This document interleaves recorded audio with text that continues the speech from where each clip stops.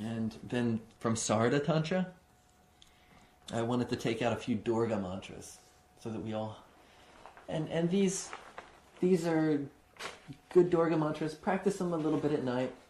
Maybe some of these will be actually good for you. The first one is a 7-syllable Durga mantra.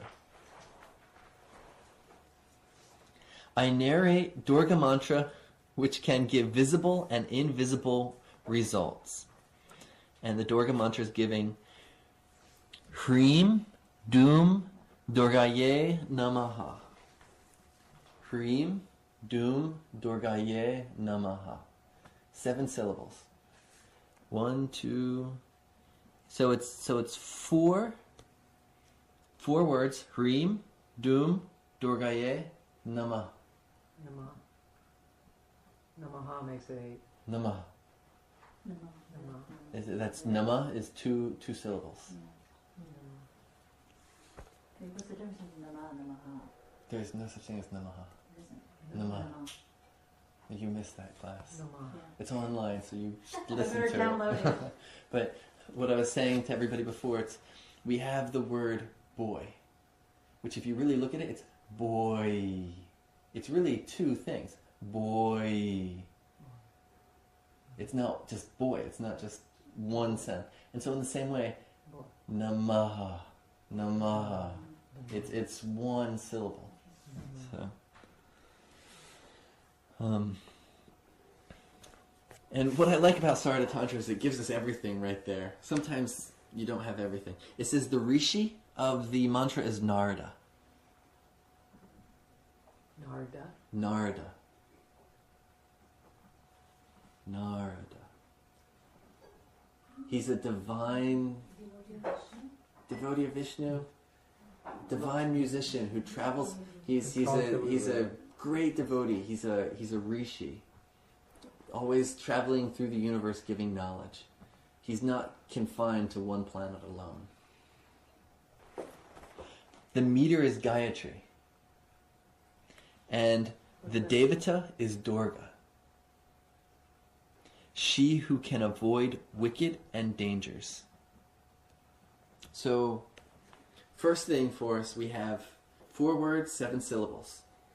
So that's 4th house, 7th house, and does everybody know how to calculate where Durga is in the chart with that mantra? So we take the energy of the 4th house and take it to the 7th.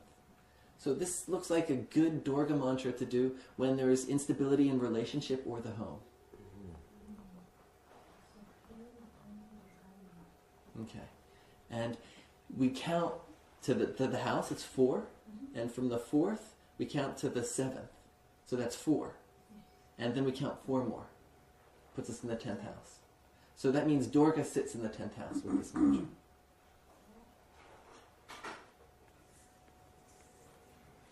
Fourth to the 7th, and then, so 4 more is the 10th. Yeah. This would be a Durga mantra when the moon is in either 4, 7, or 10th, and the person is having problems in those areas. The moon is in 4th, 7th, or 10th. Durga generally works with the moon. Moon or Rahu. Okay. Moon or Rahu. To remove that affliction. Now, Rishi is Narada. Moon stays in the 4th house for 2 days. Oh, no. This is for your natal chart. Yeah. And I'm giving you these mantras now and saying this and that, and it's kind of like half knowledge. We'll go eventually into being like, oh, for this affliction, you need to use a Durga mantra. And then it'd be like, oh, I got this whole list of Durga mantras. Oh, and I got this whole list of Vishnu mantras, and I got this whole list of Rashi mantras. Today we're going to go into Rashi mantras in our Argala section. So we're slowly going to collect and have a repertoire, so when we need a mantra, we can go and dig it out. So the Durga mantras are good for basic afflictions. Relative to moon and relative to Rahu. Okay. They're the primary times that you use Durga mantras. Palana Devata, you can also use the Durga mantra. So then it's not only moon in the 4-7 content, it can be Rahu in the 4-7 content as well. Yeah. I mean, Sakata Yoga. If Jupiter and Moon are 6-8 from each other, and you need to move the Moon so that it's not 6-8 anymore, these mantras are going to become very important. But you need the right number of syllables and right number of words to be able to do that. So in this way, right now we're just getting the mantras down. So you're thinking about moving the moon to make it in better relationship with I'm jumping ahead a little bit. Let's just focus on the mantra. How and when we'll use it, we'll have many, many chances to learn the billion ways. So the Rishi's Narda. So what that means is, in general, when we do a mantra, first I'm going to translate. We'll say, you sit down, you say your intention. I'm going to do a Durga mantra now. And you say it out loud. In Sanskrit, it's Asya Sri Durga Mantrasya. But we just say, for the average person that we work with, they sit down and say, now I'm doing a Durga mantra. And they state that out loud. And then you touch the top of your head, and you can say, Narda Rishihi. Narda's the Rishi. This mantra came from Narda. He heard it. He's the one that told us that this mantra works. Narda Rishi. And then the chanda's Gayatri. And touch the mouth, and you put the chanda on the mouth. Gayatri Chandaha. And even if they say the chanda, the melody is Gayatri, and touch their mouth. Touch their mouth, just touch. So you're putting that tune on your mouth. You're putting the Rishi on your head. Remember we talked about Vyasa, and how we want Vyasa to be on our head to guide us? Whatever Rishi we put on our head, the Rishi is about the perception. It's that fire, the light to see. So by putting the Rishi on our head, it's going to guide the way we're perceiving and looking. So by putting Narada on our head, we're asking Narada to guide the way we're perceiving. He perceived this mantra, and with this mantra he was able to remove, it says here, avoid wickedness and dangers, give visible and invisible results. He was able to use this mantra. So we invoke him on our head to guide us to get the fruit of the mantra, which is this result. We put the tune on our mouth, Gayatri, and then we touch our heart, and we put the Devi in our heart. Durga is the Devata. And now, we already said in the beginning this is a Durga mantra, but sometimes we'd say this is a Saraswati mantra, and it ends up being Vishwapalini that we're putting in our heart. So, and Hreem Doom Durgaye Namaha. So, yes. Could you say something about what you mean by the tune of Gayatri? Are there different tunes, and Gayatri is a particular, you don't have to go into detail, but it's a Gayatri class of... is officially 3 steps of 8. So you any Gayatri type 3 mantra? lines, 8 syllables. Oh, 3 steps of 8. 3 steps of 8. Tat Savitur Varanium, Bhargo Devasya Dimahi, Diyo Yona Prashodayat. 3 steps of 8. 3 lines of 8. Durgayi Vidmahi, Shiva Priyayi Dimahi, Tano Durga Prashodayat. Always 3 steps. Tad Vishnu Paramam Padam, Sadapasyanti Suryaha, Daviva Chakshara Tatam. 3 steps of 8. So whenever a mantra is 24 syllables, it's 3 steps of 8. That means it's in the Gayatri tune. Where if we add 4 steps of 8, it becomes Anustup.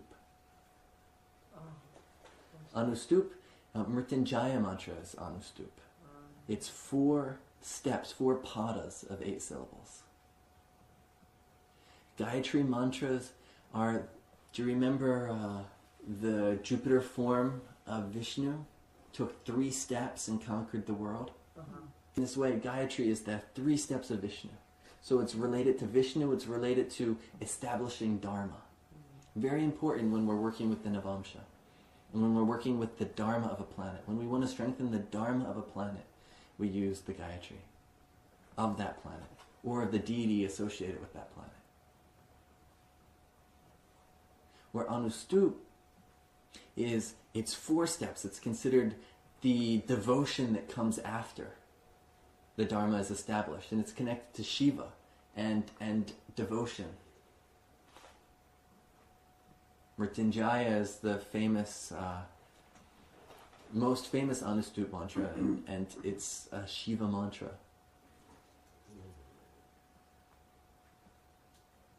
Most of the literature is written in Anustup.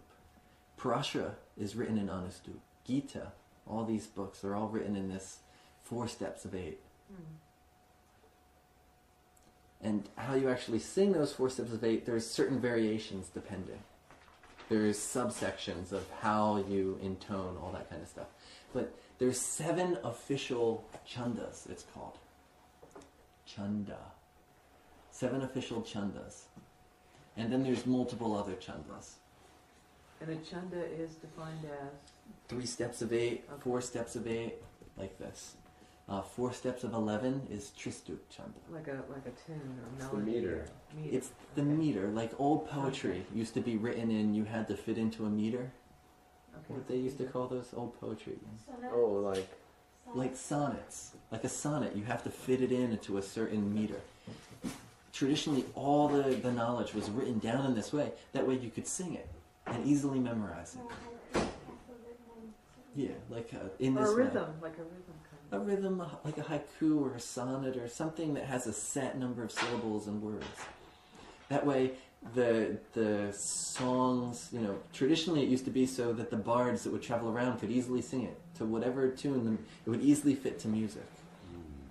And in this way, so that it can easily be chanted. Okay. What is the chant of Bhagavad Gita? It's Anustup. So the next mantra is a Mahisa Mardini mantra. Mahisa is a demon. Mardini means to destroy. So it's the mantra of Durga destroying the buffalo demon. And it's an 8-letter mantra. 8-syllable, 2 words. Mahisha Mardini Swaha. Mahisha Mardini Swaha. So 2, 8. 2nd house, 8th house, and where's that take us? Oh, it's one word, Mahisha Mardini. 2 to the 8th. From the 2nd house to the 8th house. 7. And then 7 more. Back to the 2nd house. Right? So, does anybody, we actually in the Karkamsha chapter we talked about it. Malefics 2nd and 8th from Lagna, Aruda Lagna, and Karkamsha gives what? It's a poverty yoga. Malefics. Remember that? 2nd and 8th? 2nd and 8th house. If it has malefics from Lagna, or Ruda Lagna, or Atma, or Karkamsha, it's a poverty yoga. If it's from Karkamsha, the person doesn't like wealth. If it's from Lagna, they have a hard time with it. If it's from a Ruda Lagna, the wealth it destroys. Huh? It's more of the Tamasic malefics. What if it's the malefic that's exalted and Lord of good? If it's exalted, then it's acting like Vishnu. So, yeah. And if it's conjunct benefics, then it's being broken. But in general, 2nd and 8th is considered a poverty yoga. So right here we have a 2nd and 8th mantra, a mantra that's activating the 2nd and 8th house and going back to the 2nd. And would it, if you have malefics there, it would be counteracting the poverty? Oh, definitely. Definitely be destroying these problems that are causing it. The problems that are caused. Because poverty comes when there's a problem. Yeah. So, Mahisha, 6, Mardini. It's 2. Mahisha Mardini is 1 word. Oh, Mahisha Mardini. Mahisha Mardini. Swaha. Would it be even better to chant the whole stotram? Mahisha Mardini. You can. Not necessarily, yeah. And like your daughter might not sit there and want to chant the whole stotram, but if you give her this mantra, she can go and repeat that very easily. So it's the level of the person. The longer stotras, they say, are for older people. The shorter mantras are for younger people. That's a general very generalized statement. Now, I didn't read for the last one. Now, let me just read for the first one. I skipped this part. So for our Durga mantra before, that was Hrim Dum Durgaye Namah, the Rishi was Narada, and the form that we worship Durga in with that mantra, it's called the dhyana, the meditation. May Durga destroy all the evils which beset ye. She has 3 eyes, sitting on a lion. She has the moon on her forehead. In her emerald-colored hands, she carries a conch shell, a bow, a discus, and an arrow. She's wearing armlets, garlands, wristlets, toe rings, with tinkling bells there too. Her ornaments are set with brilliant gems. So she's sitting on a lion, dressed beautifully. For this other mantra here, the form of Durga, she's the color of emerald. She has a 3rd eye on her forehead. She is adorned with gems on her head and ears. She is seated on the head of a buffalo. She is holding a discus, a conch, a sword, a shield, arrows, bow, spear. So has a lot more weapons in her hand. She's destroying the buffalo. And she has a threatening gesture. So a fiercer form with this mantra. We'll do one more. Did you pronounce that last one? Mahesh Mardani? Mahisha. The S that looks like a backwards P with a line through it. Okay. Mahisha. Shah. Do you want to repeat your tongue up? Okay. Oh, it's not Sha, it's Sha. Sha. Mahisha Mardini. So the next one is a Jaya Durga mantra. Jaya Durga. Jaya Durga. Om Durga Durga Rakshini Swaha. So Durga is said twice. Om Durga Durga Rakshini Swaha. Notice that Swaha, they're long A's. Swaha. Durgai and Durga. Om Durga Durga. Just twice, yeah. So it's 10 syllables. And 1, 2, 3, 4, 5. So it's 5, 10. Durga, Rakshini. Rakshini. The protectress. She who can protect. Rakshini. 5 10, right? It's 5 10. 5, yeah. Om, Durga, Durga, Rakshini, Swaha. So 5 words, 10 syllables. Yeah. So that's 5th house and 10th house, where is she sitting?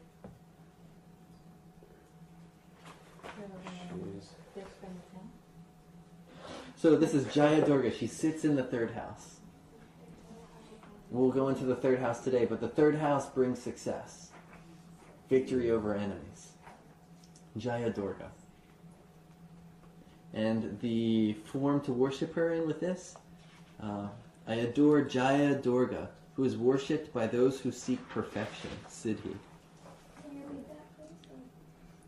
She is worshipped by those who seek Siddhi, perfection. Her fierce looks frighten the enemies. So she's looking fierce in this form. Crescent moon is on her forehead. She's seated on her lion. In her hand she has conch shell, discus, sword, and trident. 3 eyes, and her radiance pervades the 3 worlds, and all the gods surround her. So the major difference in this form is all the gods are surrounding her, happy that she's given victory. The 5th house. Wait, No. can we go back to this again? Okay. The 5th and 10th, and you guys are getting 3rd house. Yeah, from the 5th house. It's 5 words, So if I'm in the 10 5th syllables. house, Okay. so and I count 10. To the 10th. To To the the 10th. 10. Oh, to the Oh, to 10. the 10. 5 to Okay. the 10th. Okay. And then that's 6 houses, Six. and then it's Okay. 6 So it's from 6 there. houses from And there. that's where the deity sits. Okay, Okay. there's the third. Gotcha. Okay. So the So one those are the before- houses that mantra is activating. The 5th, 10th, and 3rd. Or Okay. only the 3rd. All that's where she's sitting. She's sitting in the 3rd. It's taking the energy of the 5th, moving it to the 10th. Okay. So we could say it's taking the energy of planning, of well thinking, of education, and making the person apply it to their career. And it's sitting in the 3rd house, giving victory. So in that way, that's how we're looking at the mantra. And now you have it in your notes, and there'll be the chart that comes along that you'll need there. Okay. Okay. When should we do Durga mantras? Well, we have In our own life. There's so many mantras that we're learning. How are we going to have time to do them all? So when do we do our Durga mantras? When we're suffering. Before we suffer. Before. God help me, I'm a sinner. I'm a So we sinner. do Who has their Kala Chakra with them? Oh, we should do it on the day that During the the eclipses. planet ruler of the specific The house. eclipses are important. The day the planet ruler of the house that you're trying to transport the energy away to, or remedy, or Close. hey, I gotta So- try. Pull out your Kala Chakras. Let's see. Okay, so what we do is the best day for us to practice these Durga mantras, because we have to practice them a little bit before we give them to someone else. The sign that Rahu's in, that day, Lord. Oh, Okay. Thursday. So that's the day. So for you, it's Thursday. Okay. Yes. Where's your Rahu? Oh, Rahu in my chart? Yeah. What sign is it in? It'd be in Aries. In Aries. So that's Tuesday. Tuesday. Okay. Oh, Now, what time on Tuesday? What time on Tuesday? Oh, No. 2:48. Oh, wait. No, not my birth time. What time? Let's see. When should you do the Durga mantras on At Tuesday? night. Oh, I should do it at sunrise? This is one method of propitiation. The most powerful time for you to do these Durga mantras. So it's Tuesday. So on this Kala Chakra, each of these times are an hour and a half. Is that right? Okay. So it's 6 to, if we start from Mars, it's 6 to 7:30. 7:30 to 9. 9 to 10:30. 10:30 to 12. 12 to 1:30. 1:30 to 3. So between 3 o'clock and if we take 3 to 4:30, in between there. Between we'd go between the Rahu and the sun time? Yes. Okay. We're going to the Rahu time. Oh, we're going to the Rahu time. The Rahu time is from the time it starts till the time the next one starts, which we just said was 3 to 4:30 3 o'clock, yeah. on Tuesday. Okay. So that's the time that's best for you to do those Durga mantras. Got it. Okay? To remove your Rahu, we'll do yours next. Where's your Rahu's placed where? Aquarius. Aquarius, so that's Saturn. Right. Okay, Saturday. so Saturday is your best day. Lucky You you, start with right? Saturn or Rahu, though. We start with Saturn. So I look down here on Saturn. Okay, and so it's an hour and a half. Oh, hour and a half between. So from Saturn to the moon, it's an hour and a half. Ah, So we start at 6, because this is the Kala Chakra. You always start at 6 a.m.? Yeah. Okay. Kala Chakra, it's your clock time. It's Okay. not sun time. She would do hers at 9. So from there, it's 6 to 7:30 to get to the moon. So that's Saturn's time. And then the moon's time is 7:30 to 9. Okay. And then 9 o'clock starts Rahu's time. I got So you. from 9 to 10:30 is Rahu's time on Saturday. So that whole hour and a half you do the mantra? No, Oh. but in that I got hour you. and a half is the Okay. best time to do the mantra. Okay, that makes Okay. sense. Okay. On Do- Saturday. You got that? Yeah. Did you follow? Yeah, kind of. Okay, let's do yours just to make sure. Do you I know where don't- your Rahu is where? I don't know. My guess is it's the 8th house, but I'm not sure. But the sign. Um, Give her your data. June 21st, 77. Hold on, Manisha, right? I Right. think I might even. Yeah. What time? 10:54 p.m. Hong Kong. Is that the city? And then Yeah, so I think it's Hong Kong, China, or Hong Kong. So your Rahu is in Yeah. Virgo. In Virgo. Yeah, which is ruled by Virgo, Mercury. Mercury, okay, right. Okay, so that's Mercury is connected to Wednesday, Wednesday. Budavar, right? Right. Buddha. So Wednesday. So Wednesday, say 12 to 1:30. 12 to 1:30. You catch me? Cool. Is the So afternoon? that's 7:30. That's 9, 9. Is it the morning or the 10:30. afternoon? 12 to 1:30. 12 to 1:30. Yeah. 12. 12. Whatever, 12. it repeats again. Opposite. So whatever is easiest generally. Uh-huh. For this, because we're not doing a, it's not a life or death situation. Whatever night or day. But do you see? Do you go to Mercury on this chart? Okay. Yes. Do you Is it June 21st, 1977? 10:55. So mine will be midnight. Mine is Leo. Rahu is in Virgo. So your Rahu's in Leo? Yeah. Okay. So you have one- So you start here, right? Right. So 4:30 to 6 in the evening. 4:30. But we're calculating it ourselves. Yeah, So you go this 4:30. way, right? Right, 4:30 to 6. So that's 12 here. Just go opposite. Do is they 12. say? okay. Exact opposite of that is The 12. whole thing ended at 1:30. 6. So right, I just went one Yeah. time behind. You just yeah. Okay, You can either great. go the long way or Yeah. the short way. Exactly. This right here? So you have to get up and Because you're not going to go every No, day to do evening. Durga Mine is Puja. evening. Oh, You have to You get know, up at it's 4:30. so what day is the best day for you to go? For the You take that sign of Rahu, time to wake up and then you from take your the nap. Rahu column. Yeah. And that's the time that you're going to be able to remove the Rahu from your life. And what's Rahu do but give us confusion and all kinds of badak and problems. So by doing Durga mantras at the time, we remove the evil effects of Rahu. And this is like 6 to 7:30 would be a.m. or p.m.? For us right now, go either or. For right now. For this. So we see that 2-8 mantra is going to be good for her Rahu. Do we see that? So that's the mantra that you should practice. The 2-8, the first one.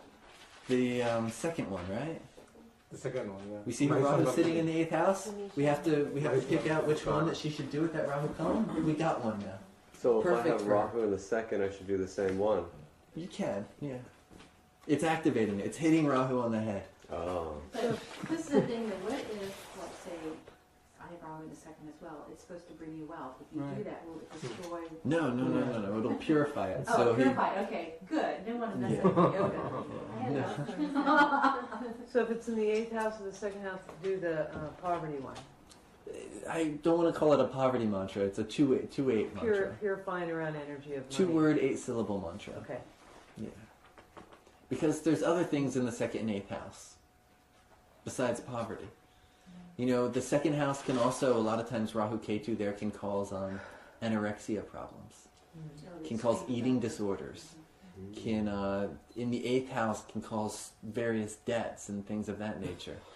You know, there's all kinds of other things that it can be causing. So it's more than just a poverty mantra. Okay. I had a question. I mean, I Yes. don't know, for what I said.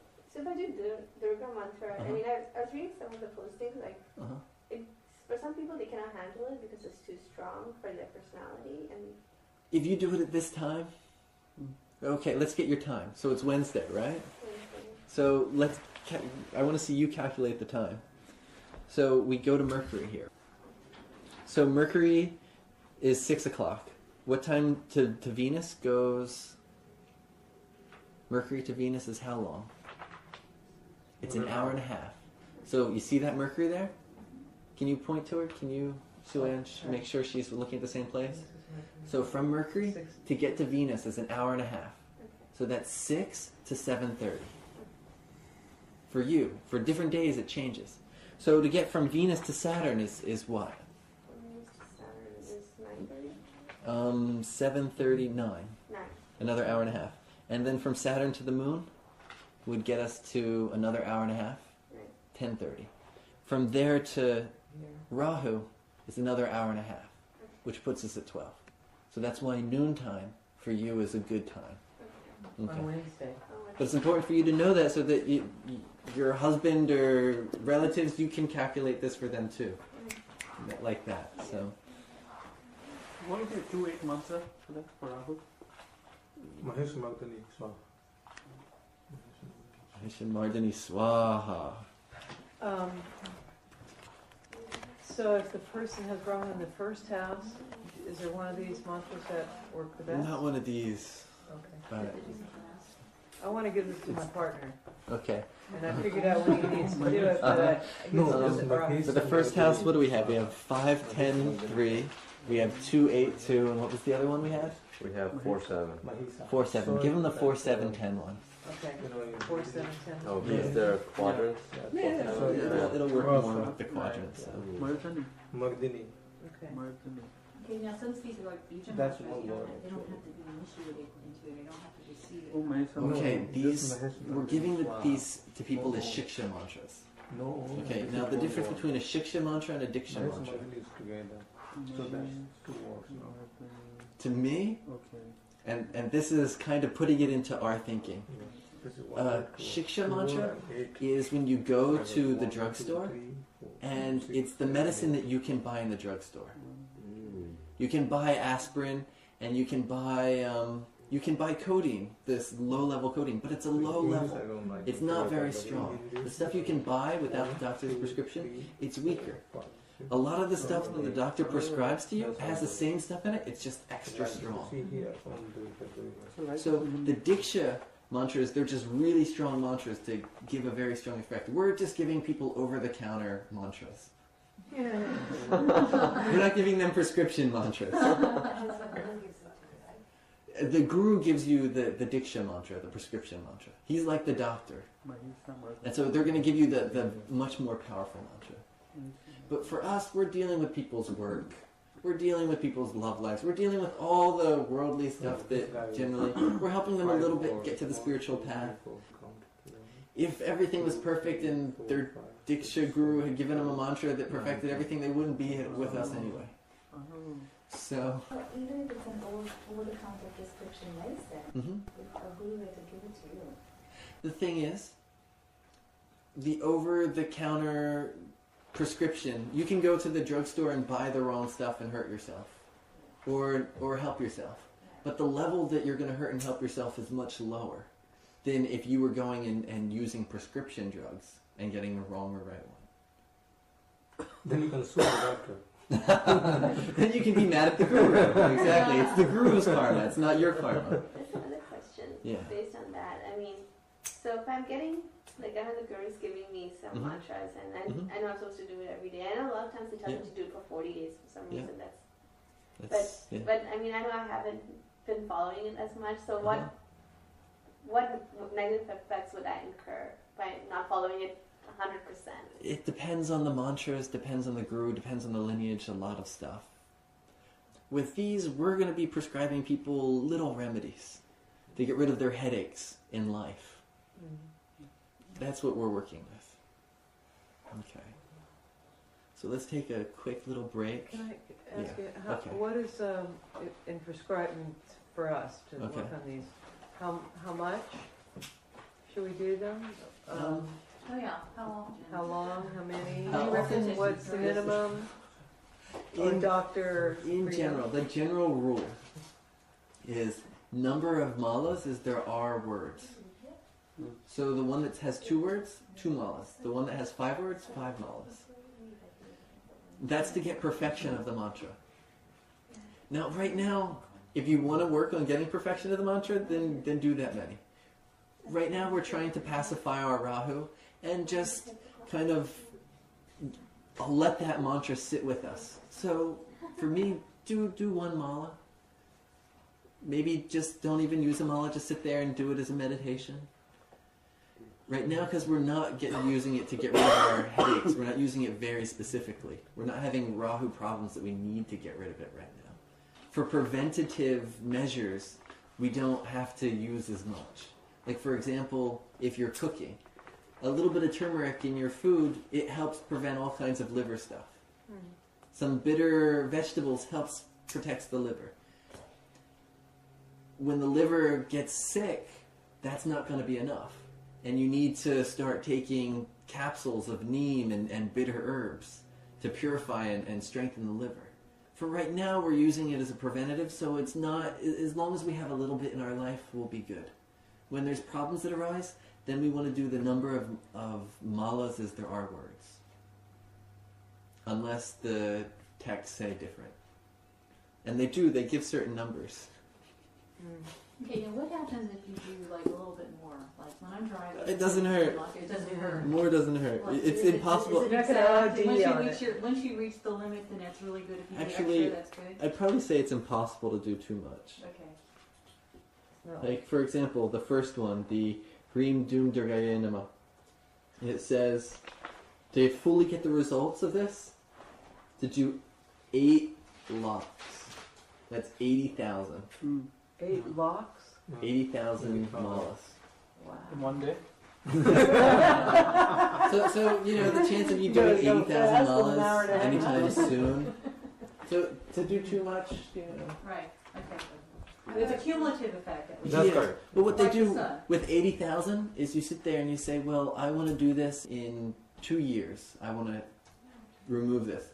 So you divide 80,000 by 360 days and you calculate how many you need to do a day Right. to get that 80,000 in your set time. How about Mahisha Margini? You wanna know? Because I have it wrong. Yeah, you're going to do that many? I want to do that one too. The Mahisha Mardini says That's one word. 8 locks as well. 8 locks. And the Jaya Durga is 5 locks. Margini. Margini.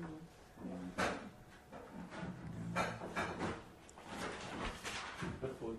Good food. Yeah. Good people. Good food, good people, Is it exalted in good argala. Good argala. Exalted.